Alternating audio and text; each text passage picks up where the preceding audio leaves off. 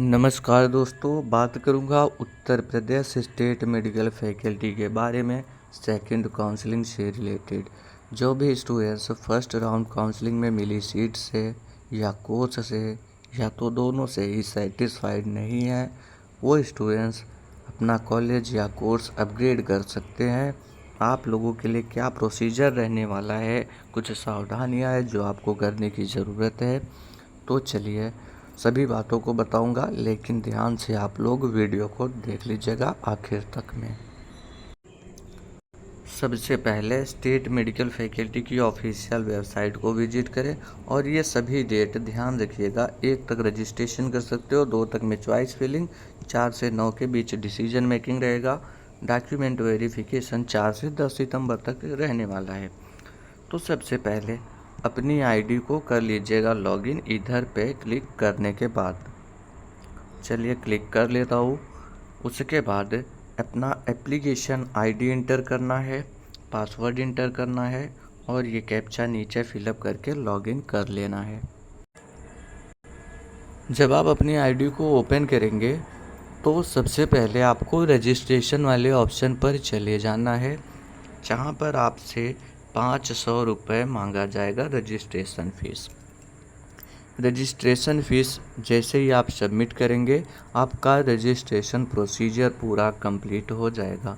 उसके बाद आपको चॉइस फिलिंग वाले ऑप्शन पर चले जाना है। ध्यान दीजिएगा, मैं किसी की आईडी को ओपन करके नहीं दिखा रहा हूँ, लेकिन सभी पॉइंट्स को ध्यान से समझिएगा। रजिस्ट्रेशन करने के बाद चॉइस फिलिंग के ऑप्शन पर जाएंगे और जिस कॉलेज में जिस कोर्स में एडमिशन लेना चाहते हो उसे टॉप प्रेफरेंस देना।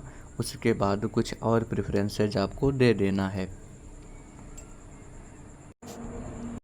अब ध्यान दीजिए, आपको जिस कॉलेज जिस कोर्स में फर्स्ट राउंड काउंसलिंग में एडमिशन मिला था, वो कॉलेज वो कोर्स आप नहीं सेलेक्ट कर सकते। उसी कॉलेज से सेम कोर्स कर सकते हैं या फिर वो कोर्स और भी ढेर सारे कॉलेजेस से आप कर सकते हैं, लेकिन वही प्रेफरेंस आप फिर से नहीं दे सकते। ठीक है। दूसरी चीज़, यदि कोई अभ्यर्थी अपग्रेड हेतु आवेदन करता है और उसे सीट आवंटित हो जाती है, जैसे फर्स्ट राउंड में कोई सीट आपको मिला था, आप उससे सेटिस्फाइड नहीं थे और सेकंड काउंसलिंग कर लिया आपने और सेकंड में भी सीट अलॉट हो गया है, तो आपको जो सेकंड काउंसलिंग में सीट मिला है वहाँ पर एडमिशन लेना ज़रूरी है। अगर आप एडमिशन नहीं लेते हो तो आपका जो फर्स्ट में सीट मिली है वो भी चला जाएगा, सेकंड में जो सीट मिलेगी वो भी चला जाएगा और आप दोबारा से लौट करके फर्स्ट वाले जो फर्स्ट काउंसलिंग में सीट मिली थी वहाँ पर आप नहीं पहुँच सकते। ठीक है। अगर आपको मिलता है कॉलेज तो सेकंड काउंसलिंग में जो भी मिला है वहाँ पर एडमिशन लेना ज़रूरी होगा। अब देखिए, ये चीज़ें आप समझ गए होंगे। नहीं समझ पा रहे थोड़ा सा वीडियो को पीछे कर लीजिए। उसके बाद में आपने जो फर्स्ट काउंसलिंग किया था, अलॉटमेंट रिजल्ट का 19,000 रुपये दिया था, तब आपने डाउनलोड किया हुआ था और उसके पहले 5,000 रुपये सिक्योरिटी फ़ीस सबमिट किया था। 5,000 का सिक्योरिटी फ़ीस सबमिट किया और 19,000 रुपये अलॉटमेंट रिजल्ट डाउनलोड करने का दिया था, तब जाकर के अलॉटमेंट रिजल्ट डाउनलोड हुआ था। टोटल अगर बात करूँ तो ये 24,000 रुपये हो जाता है। ये सब कुछ पैसा आपका फैकल्टी के पास में पहुंचा हुआ है, लेकिन जब आप कॉलेज में डॉक्यूमेंट वेरिफिकेशन कराने गए तो कॉलेज वाले आपसे 19,000 रुपये और लिए हुए थे। अब क्या करना, क्या अगर आपको सेकंड काउंसलिंग में सीट अलॉट हो गया तो कॉलेज वाले दूसरे कॉलेज को ट्रांसफ़र कर देंगे? ऐसा कुछ भी नहीं होता है। आपको जाना होगा अपने कॉलेज में और उनसे ये पैसे लेने होंगे आपको, जो 19,000 आपने दिया, और सभी ओरिजिनल डॉक्यूमेंट्स आपके सबमिट हुए हैं, फ़ोटोकॉपी लगी हुई है, तो वो डॉक्यूमेंट्स भी आपको खुद से लेकर के आना होगा पहले वाले कॉलेज से। जब आप वो सभी डॉक्यूमेंट्स अपने लेकर के आएंगे, पैसे लेकर के आएंगे, फिर जो सेकंड में सीट मिली है वहाँ पर सब कुछ सबमिट करना होगा।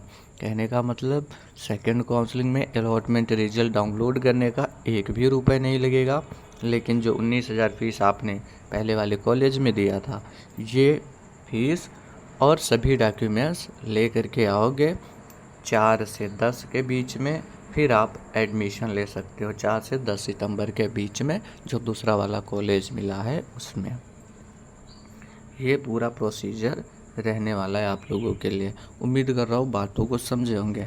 बाकी जब जैसे ही आपका अलॉटमेंट रिजल्ट आएगा, पूरा प्रोसीजर क्या रहेगा वो तो मैं आपको एक्सप्लेन करूँगा, लेकिन उसके पहले ये सभी चीज़ें आप समझ ले कि किस कंडीशन में मेरी पहली सीट रद्द हो जाएगी, किस कंडीशन में दोनों सीट रद्द हो जाएगी, फीस कैसे मिलेगा, डॉक्यूमेंट्स कैसे मिलेगा, और ये सब कुछ लगने वाला है सेकंड काउंसलिंग में, तो ध्यान दीजिएगा।